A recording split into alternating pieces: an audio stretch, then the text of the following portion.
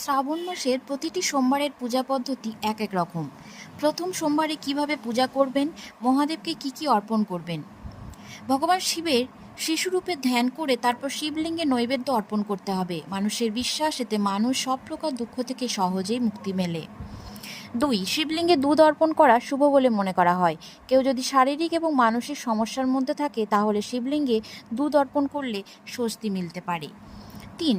কালো তিল দিয়ে ভগবান শিবকে অভিষেক করাও শুভ বলে মনে করা হয়। এটা বিশ্বাস করা হয় যে ভগবান শিবকে এক মুঠো তিল নিবেদন করলে সমস্ত ইচ্ছা পূরণ হয়, তার সাথে সাথে অশান্তি দূর হয়। 4. গঙ্গার জলে সামান্য দুধ মিশিয়ে ভগবান শিবকে অভিষেক করলে তার জীবনে পজিটিভ এনার্জি আসে, সন্তান সুখ পাওয়া যেতে পারে, পারিবারিক সুখ শান্তি বজায় থাকে।